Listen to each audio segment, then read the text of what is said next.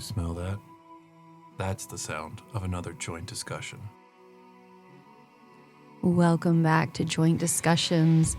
I'm Lauren Wild, and I am one of the co-hosts here tonight, along with my lovely partner, James Mummert. Hey, how's it going, baby girl? Pretty good. I'm feeling it. I'm pretty high right now. Yeah, you're tucked under a blanket as the Libra loft has gotten a wee bit colder with the fall season rolling in quickly, but help is on the horizon as the Libra loft will be undergoing some construction here in the coming month or two as some extra materials have found their way thanks to a friend, shout out Jason, and we are going to get an insulated space to record, so that's super exciting because right now it looks a little bit silly. Yeah, I mean it's definitely the fort. You know, it's the Libra loft. It feels like we're just makeshifting, some sort of space to hide away from our kids out here in the garage right now. Which is exactly what we are doing. However, right now it's kind of covered by some blankets. That's like our fourth wall, not really working super well. Plus, we have just like a hodgepodge of decorations going on. Shit. As you see, I did put up the Christmas lights. Yeah, we got purple Christmas lights. Wrapped them now. super just right around the industrial lights that are currently blazing into our eyes. Yeah, I know. I was like, why didn't we turn off the light, babe? Well, that's something that we can absolutely do. This is the power of editing. Be right back. And we're back. Such a better vibe, right? Way better vibe. Now we're glowing purple. Yeah. With my safety vest reflecting over there in the background. And we have our beautiful fake fire going. It's the best part of the space. Yeah, we have a little heater cabinet, like doohickey here. And we have the non-heater part on because that's loud. It's way too loud. It does not bode well for recording podcasts. Yeah, no, definitely. But yes, it has gotten cold since we were back on here, and just so many other things have gone down in our lives. But before we deep dive into all the chaos, what are you drinking tonight, babe? Well, we've been worried about this band that's been coming in supposedly. So frustrating. And so we've lost a lot of the selection that we had, but I did find this Uncle Ernie's Smackin' Apple. It's apple smacking time. But yeah, a 30 milligram dose, so it's actually a different dose than I've seen before. So we're going to find out, but it is very apple flavored for sure. Yeah, I cannot. But this is episode 13. And it's a very kind of special episode because we are going to have a little different format tonight. We, during one of your retreat weeks, had some friends come in and people come in for this event that you put on. Mm-hmm. And we got the opportunity to record with someone who you know very well and who we thought would be a fabulous kind of interview when it comes to specifically deconstruction, high control kind of religion, that upbringing that we have some similar backgrounds to. Me more so in childhood, but this person, her name is Ash, she also fell into some things like MLMs and other things. So we got the opportunity to sit down and talk with her. And so really you're going to hear Ash's story, but you might hear some of your own story in it as well. And what we're going to do right before we play this is just kind of talk through a little bit about the themes and topics of religion and deconstruction, as that is one of the bigger themes on our podcast. But for this episode specifically, that's exactly what we get into. Yeah, I'm really excited. Let me go ahead and introduce her. She was a friend that we existed in an MLM together all the way to a student and now a best friend. Her name is Ash Woods. You can find her on social media as the PNW Witch. I'm so excited to listen to this segment with you guys, and we'll see you on the other side. Yeah, actually, talking about how we met is a pretty good segue because it sort of reveals a lot of where we both were when we met and signifies like how much has changed in 10 years. Yeah. Everything. So, yeah, everything. Ash and I met in 2016 in Salt Lake City when we were both in the cult of Young Living Essential Oils. And it was so funny because we met each other on Instagram and then we ran into each other At convention. in 2016. And then it was like a couple of years later, we reconnected because I had this dream. Yeah. And we connected right after that. And we've been pretty much inseparable since, which was 2019. Yeah, right before COVID times. Yeah. Yep. I mean, for those of you guys listening, we were not only in the evangelical world, but we were also out there selling snake oils, but under the guise of somehow Lord's oils. Christianity at the same time. It was such a messed up thing, but It's not Christianity if you're not part of an MLM. I think Facts. that's actually in I think first or Christianity second is an book of a MLM. Bible somewhere. Is that It's in the thou 11th shalt commandments? Participate in an MLM. well, I don't know if you guys know this, but they created MLMs from the Jesus discipleship model, Are you kidding which is me? tell 12 people and they'll tell 12 people and they'll tell 12 people. Yeah, MLMs were literally created from the idea of Christian discipleship. That tracks. Isn't that wild? It's so wild. But okay, so let's get into a little bit of your story, if you don't mind. Is that okay? Yeah. All right, cool. She consented, babe. So Consent is sexy at joint discussions. It is. We all appreciate that. Love it. definitely. When I met you, you were kind of living what appeared to be a very normal and happy life. And then within about a year of you getting involved at that retreat I ran out there, you were like all in after that. And I remember it was shortly after that that you started actually really getting involved in astrology and tarot, but you were still going to church camp every year. So give us some background. Where'd you grow up? When did Yeah. Christianity get introduced? What did your spiritual pathway look like, up until, let's say, you graduated from high school? My dad's family was very religious. So we grew up kind of going, my sister and I'm the oldest of two.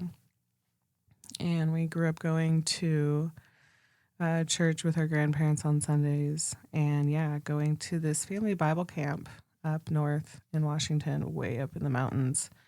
And my dad's family helped start it back in early 1900s. So it's like a family generational camp kind of thing, So we did that every year. But really, when I got evangelicalized, right, it was like high school. Youth group picked me up. Pretty solid, Pentecostal style, real intense. I liked the intensity of it, the passion of Ash, it. that's something that I think you and I can have some similarities on, because you said Pentecostal, and that's what I was raised initially, was Pentecostal. Yeah. And we kind of shot the shit a little bit on the way back from the airport and whatnot, but Pentecostal's some crazy ass shit. They do so What are some of the things that you encountered Oh from my that gosh, just like growing up? during the worship and stuff, and it's just like increasing that energy and getting all of that, the collective body of energy risen so high that I had just people start speaking, they speak in tongues. Speak in tongues? Right. Yeah. Did you then have the other person somewhere else in the building that would then translate that? They were like little pockets everywhere, little almost like breakout sessions, you know what I mean? Little breakout sessions of speaking in tongues? But my sister and I were like, what is even happening? Like, it just sounded like gibberish. It's just very bizarre. But then also intrigued, because it kind of felt like this, a little bit of there was a mysticism to it, there's a little bit of this magical essence, and it's I'm still kind of curious about it, but I was still so young that I really had no idea what I was getting myself into. What did church camp look like? And it was in summers, I'm assuming. Was there lots and lots of kids there? what age ranges was it like? Yeah, How family long was camp. it? Give me the I mean, deets. family, like youngest newborns. Like coming right off the tit. Oh, yeah, my best friend. Well, I met my best friend there who lives up in a small little town still. But she was like at church camp and then 2 days later, like had her baby.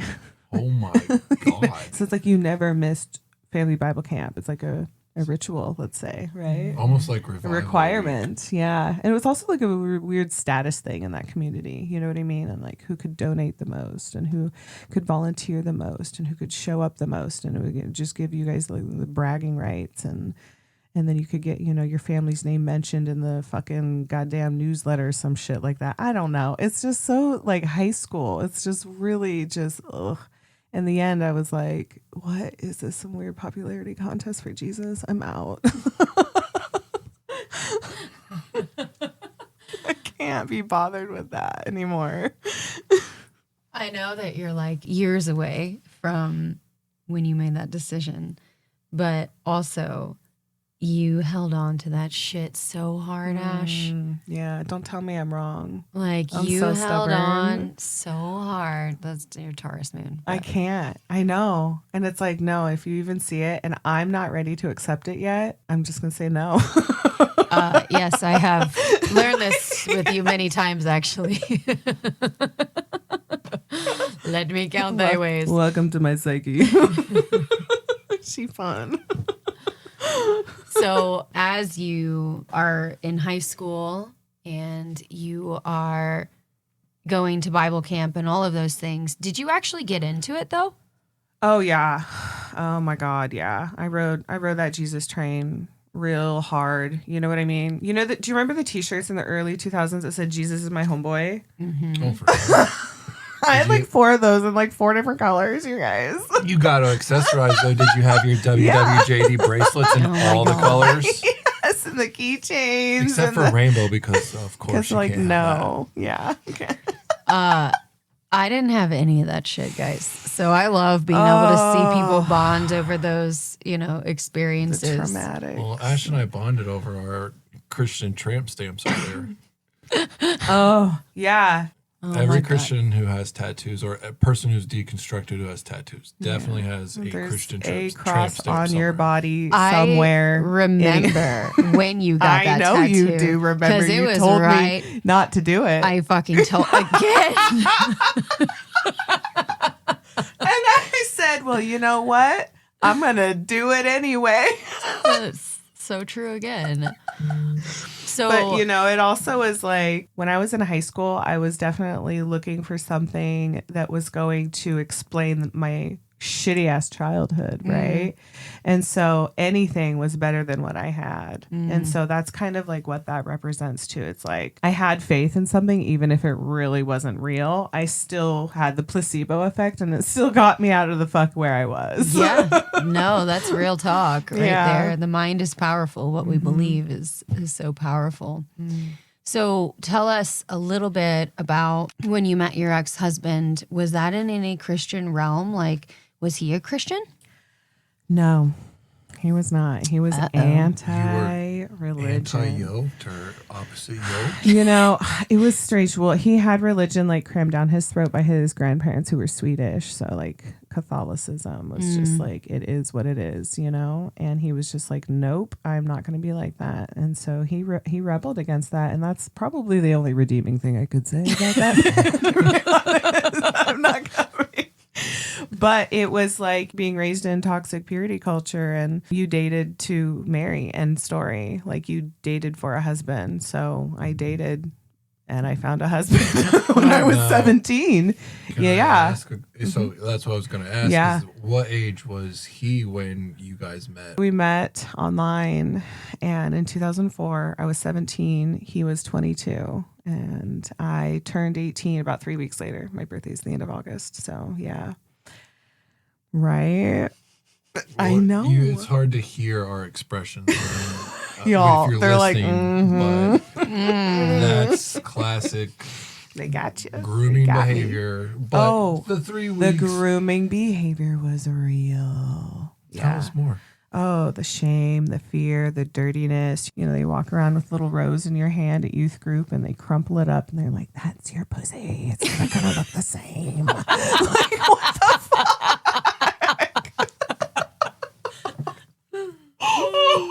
Like, it's so true, though. And we were like, okay, like what? We just As a former believed youth it. pastor, I'm sitting here trying to think of having a rose petal in my hand and being like, "This is your pussy." Like, I mean, like, they didn't say pussy, but still, they were like, and this is your flower. We knew what the flower was. Like, I'm sorry. I'm having such a hard time not just and I laughing was like, so hard. I was into the like, I'm a microphone. Virgo. That looks terrible. I don't want to be like that. Like, okay. Also, like, I'm scared of germs, so don't touch me. It's also true. It's true. So, yeah. what did your parents think? Oh God, I'm surprised my mom and my dad let me do the things I did at that age. I was like, where the fuck were you guys? Oh my gosh. MIA, you know, but you know, here's the thing. My ex was military, he's in the army, so you looked like the white knight, you know. Oh, yeah. Riding in on that. Emphasis on the white part. Emphasis on the white part. Yeah, that's true. He was glorified in their eyes. He was an army guy. Came in and he's gonna take care of their daughter. Because they didn't do a very good job, so. Oh my gosh. So then, take us a little bit through this marriage. Did he take care of you? Well, hold on, wait. Before we even get there, I want to know about the purity culture. You've Yeah. never told me that story about the roses. Oh, So, like, did purity culture like get a grasp on you? It sounds like it. Yeah, I mean, definitely. I was just ashamed of my body. Of course, I developed early. I got a lot of negative attention, you know, covered myself constantly, tried to hide myself so I wouldn't be seen. Also, because my home life was super toxic. And if I was seen, I was abused. So I literally just stayed covered. Also developed into self-mutilation where I just picked at myself constantly until I scarred. And I still have scars on my body to this day. Wow. Mm-hmm. Okay. Yeah, just riddled in shame and guilt and my Hiding. fault. Yeah. Oh, yeah. Let's take because I want to get to the part where you start deconstructing. This is, yeah. so when did that start for you? Did it start once you got married? Was there things prior to that, or walk us through a little bit about? Okay. So, yeah, I was real gunner for Jesus, you know what I mean, throughout our marriage. And we did we counseled through the church, you know, for marital counseling. We did the fucking Dave Ramsey debt bullshit. We did all their goddamn courses, 5 love languages. We did And what was your primary love language? words of affirmation, motherfucker. It does check out, though. Big same. Right? I think actually mine is too. Are we all 3 words of affirmation? I mean, yeah, if you can't speak it to me, then it doesn't exist for some reason. Like, I'm just saying.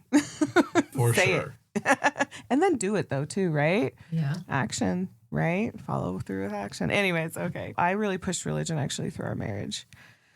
It was me, and he was always very, very resistant until I actually started with Young Living. And I swear those oils, they really did bring up my energetic level, let's say, right? Like it raised my vibrational level. I'm an energy worker too, so I know how that shit works. I didn't know back then really how powerful it was going to be, but it cracked me open. And it cracked you open. How long did it take before it seeped into the relationship? I started with Young Living, 2015, which is about right after when I had my daughter, my second child. And I almost left my husband during that pregnancy because of all of the abuse and the trauma and stuff that like he was inflicting in the relationship as well. But again, I was a good Christian girl, so I was like, fuck that. I'm going to stay around because I'm having another baby. Like we fucking tough it out, right? How we're taught to eat your own needs and sacrifice yourself for your family and your husband. That ship didn't circle back again for like another 7 years, I'd say. Yeah. If I was going to leave religion, I needed to have studied the Bible for some reason. I had to prove that point to myself. And so I did like read the Bible in 90 days because also like I don't have a lot of time. Wait, you read the whole damn Bible in 90 days, not Yeah. like the New Testament? Yeah, the whole front to back. In a group, in a constructive group with peers. So there was like discussions and like video calls and stuff, because I was like, I need to know what I'm leaving so that I have like the solid ground to be like, yeah, that shit was crazy. I'm not wrong. That's a very saturated time to read through the Bible and make some sort of decision, though, of like, Yeah. is this batshit crazy, or is this? Yeah. If I remember, there's something like 60 some books, and you're doing it in 90 days, and some of them books are long. Yeah. Well, I mean, like, yeah, just thick and dense. I with know content. it was. I know, and then we'd have like the wildest discussions, and me was coming from a challenging perspective. I wasn't coming from a I'm going to just listen to what the Bible says. I'm going to be like, but why? But why? But why? But why? And the leading pastor was like, you have so many questions. Why can't you just have the faith? And I go, because that doesn't make sense. And you know that's true. Like, what are you talking about? And What? people, that is something very, though, in the church world, they're going to try to stomp out doubt, because doubt is not allowing faith, really, and to just trust it. It did not work for me either at a certain point. And doubts are healthy fears. Yeah, exactly. they Doubts don't means want you to don't. have Doubt means don't. You know what I mean? It means stop and be like, what are we doing here? I did that. And then I just was like, I'm done. I'm done going to church. I'm done. Goddamn, when I got my Sundays back. Oh, let's talk about heaven on earth. Getting my fucking Sundays back was probably so amazing. What were some of your favorite things you got back? Oh my, I could just like take a bath in the middle of the day. Get really high. You could And like fornicate? I could do a lot of things in the middle of the day. But really, like, I went back into nature. I went back into the woods. I found time to literally just go sit with the trees for hours. It was the most healing place I could be. It was amazing. I can't wait until like we move through quite a few guests, and some of them aren't also witches, that you can like hear the other stories of how people heal, because when you're like, I'm in Bible study and I'm like questioning everything, I'm like, you will know them. You will know the witches. Because it's just such a archetypal aspect of, healing the witch wound. Yeah. So, Yeah. One thing is with the church is that I tried to integrate into the church really, really deeply. And I just kept getting met with walls, whether that was like, I was trying to like hang out with the mom group, but then everyone thought I was a single mom because my husband didn't come with me to church. Legit. The entire time? The entire time. So like everyone thought I was a single mom. And so then they like kind of took pity on me. I got invited to single events and I was like, oh no, I'm actually married. They're like, we've never seen your husband. I was like, oh, he's at home playing video games. Like, what do you want me to tell you? Because that's what he was doing. And so it's like, I tried really hard to build community in church and I never got that. So like, part of me is like, well, then fuck you too. You know what I mean? I'm out. So I lost that sort of, I guess. But like when I left religion, what I really lost was like family, which was very unexpected because my family wasn't super religious. But then it's like, oh, but you were super indoctrinated. You're like so steeped in the patriarchy that like, even though, let's say you're not the religious aspect, you're still part of like the problem. And it was like, and I was the reflector of what was breaking that. And it was too triggering for people around me to see how I stepped away and how I literally thrived and bloomed afterwards.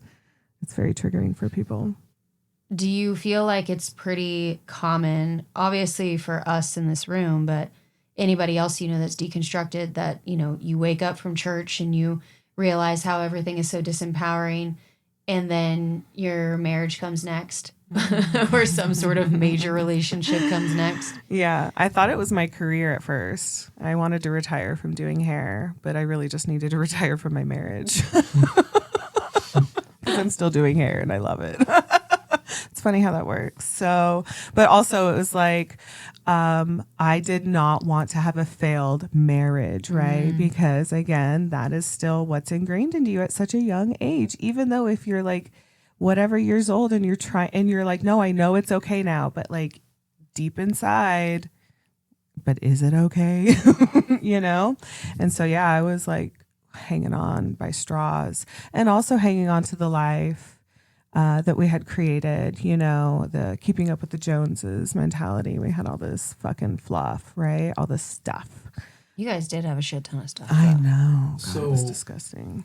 What was the final straw that created separation and led you down kind of the path of where you're at today? I don't know if I can say there's like a final straw, but really it was just like stepping into my dharma, you know, figuring out like, oh wow, I'm actually way Can you say more about Dharma? a dharma. 'Cause So like your spiritual calling, your gift, your purpose in this life, like what you are actually supposed to be evolving into, experiencing, teaching, sharing, living, experiencing, you know. And part of me is just like, oh my God, if this is like my only life, let's say, quote, and life that I'm going to remember, like, I'm going to fucking do it good. Like, I'm going to have fun and I'm going to be joyous and I'm going to learn and I'm going to be expansive and I'm going to like teach that shit to my kids because I would never in a million years wish my marriage onto my children. And I do not want them seeing that, like, if that's the standard of care that like I expect for myself, then they expect for them. Ew, gross. No, thank you. Please let me show you a better way, even if that's me being on my own, which is so much better. And we're back. You've gotten to now hear both Ash's story growing up, going through growing up religious, and which is a different thing than what you have said you've gotten to do. Mm-hmm. Then we went through and talked through her finding Jesus and finding MLMs and finding you, and talked a little bit about her marriage. Her And relationship with her bio dad. Correct.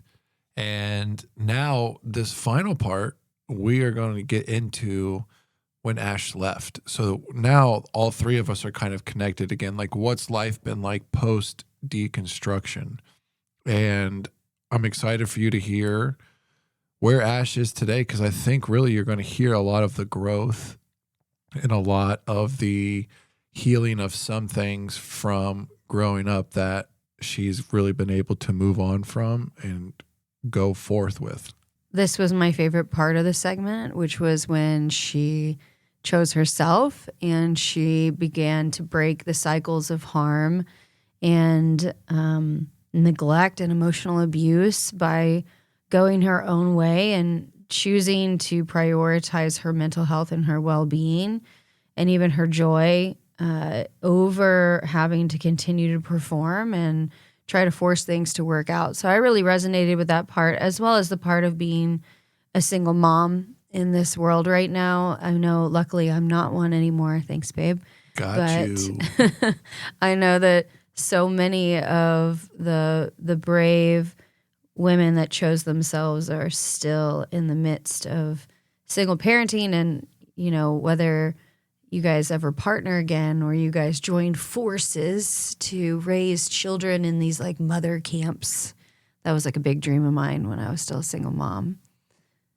Either way, I think that you guys are going to find this segment to be both interesting and probably resonant. I'll see you on the other side.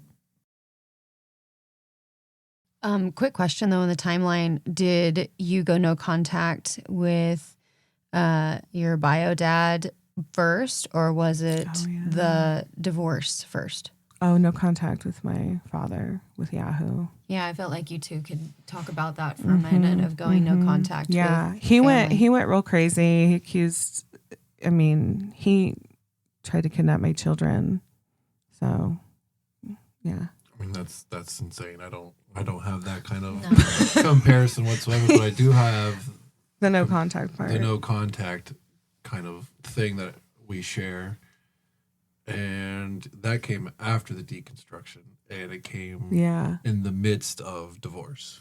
Oh, right. That's Yes. probably the byproduct. Yeah, right. Because it's also like you're shattering what your parents, you know, the box that they kept you in. You're breaking their mold and they can't handle that.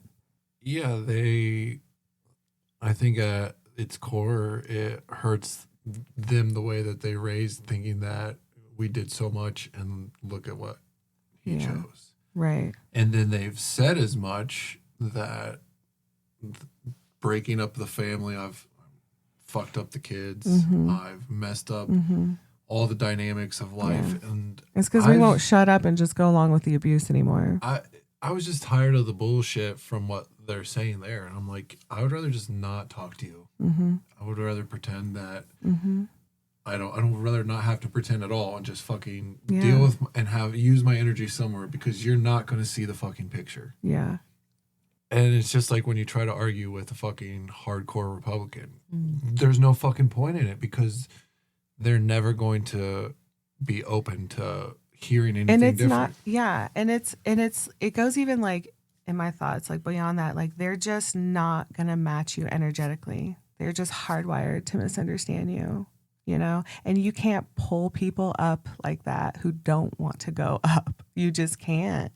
They want to keep their head in the sand. They want to go along with, you know, the agenda, the religion that keeps them feeling small and safe and in shame and fear. That's fine, but I don't ever want to live there again. You're no contact with Yahoo, right? Did I get it right?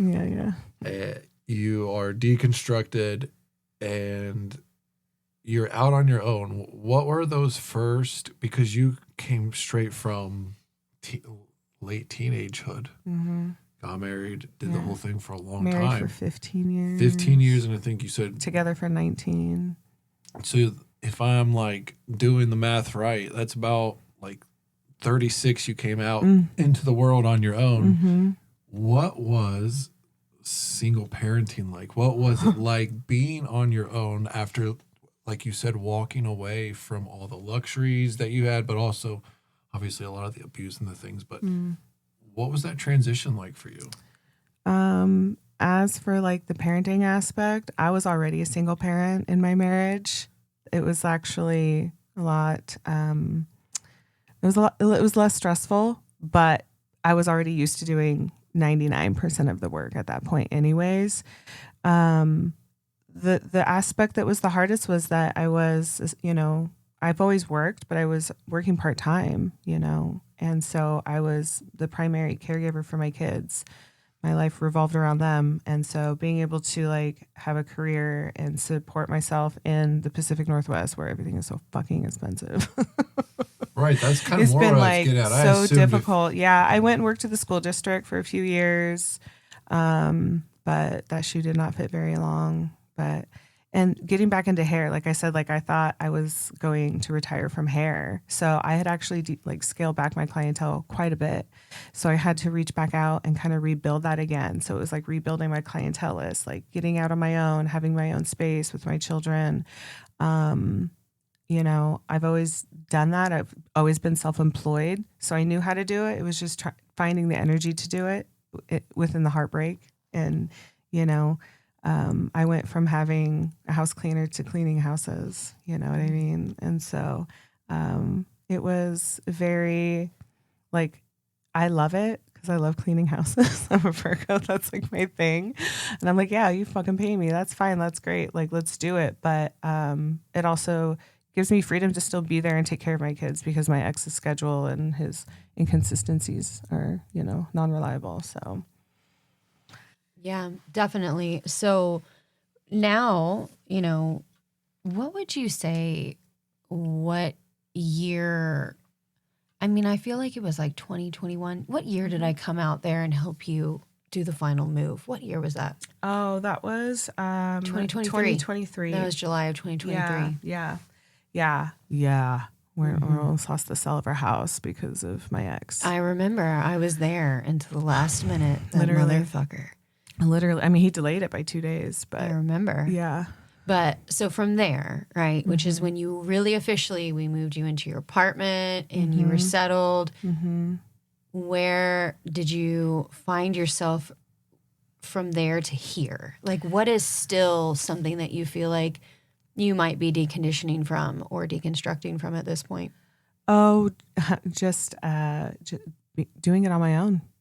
Like literally just being like doing it on my own, you know, being there for my kids.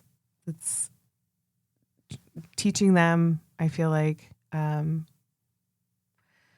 showing them patterns and being honest about it and being honest about my failures too has been really good for them too. But yeah, I lost a lot of friends too, like throughout my divorce. It was really interesting. A lot of friends, like my friend groups have shifted out a little bit and have cycled through.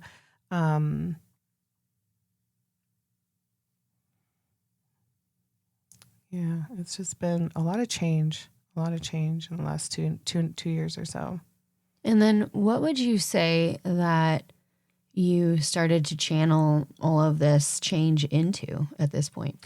Oh, my art probably for Mhm. sure. Yeah, definitely my art. Because like I've always been an artist, always been, painting and using different mediums. Hair, is definitely a huge medium. But during my marriage, I just stopped creating. I stopped doing art. I stopped, doing things that I loved. And so finding myself back, like doing things that make me happy and like channeling creatively. And that's been the best. Yeah, I've really watched you develop that out. Mm-hmm. So, for any of our listeners today, what would be some advice that you might have for them? We have a lot of single moms and dads, that chose to go out on their own with their kids to, save their mental health and do what was best for them. And we have lots of people that have deconstructed, are deconstructing. Any words of wisdom that you would share with them? Yeah, this is what I tell people. I'm like, the universe will not punish you for choosing yourself. Like, it just won't, like you choose yourself every time. And that's not meaning like do something selfish, but like putting yourself first and your kids first is such the biggest reward. The universe will meet you where you're at every time. And just like being true and authentic and being real in your struggles and in your wins. I mean, that is pretty true of who you are. So as we start to wrap up from this discussion, Ash, will you tell everybody a little bit about what you do and where they can find you in the social media realms? Sure. You can find me on Instagram at the PNW Witch. I am a spiritual hairstylist, Reiki, do Reiki energy work, and I run women's circles. I do workshops and run and teach people how to do art and painting and all sorts of stuff. So you can find me all on Instagram, and then my link tree has all my links in it.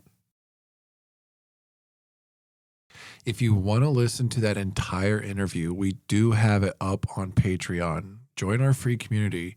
Join Discussions Pod. We put up the whole episode there. There is about another 20 minutes to 30 minutes of content there that if you want to know more about Ash's story or more of her journey, you can totally listen there. So it's at Joint Discussions Pod. Find us on Patreon. It's a free community. We would love to have you over there as you get to listen to some of the funny personhood of our conversation and our dynamic, especially considering that James was the one that was like baby in the corner, that was being kind of overwhelmed. Ash and I are a lot when we're together, don't you think? You're absolutely a lot when you're together. And this space is just not conducive for more than two people at this moment. And it was a very I'm literally in the corner and you guys are just kind of Cackling. going back and forth. And this is really the first time I've ever met Ash. So Yeah. I've met her within the last 6 hours of when we recorded that Yeah. episode. That's so funny. So it was really cool for me to listen to Ash's story, to find some of those similarities Yeah. for me Yeah.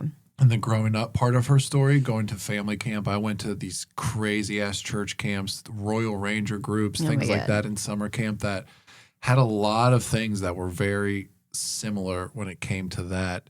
And then you guys really kind of connected in that next part of Ash's story. Yeah. We met through a multi-level marketing company called Young Living Essential Oils. And we were both the snake oil salesmen for that extremely white conservative organization selling our souls for oils. We just want to thank you so much for listening to this very different episode of Joint Discussions thus far. It's been Lauren and I this entire time, and we wanted to introduce you to a story that we felt was very relevant. So we hope that you were able to take some resonance in Ash's story and really apply it to your own life. If you're interested in maybe coming on an episode in the future yourself, how can people reach us, honey? Yeah, it's a great question.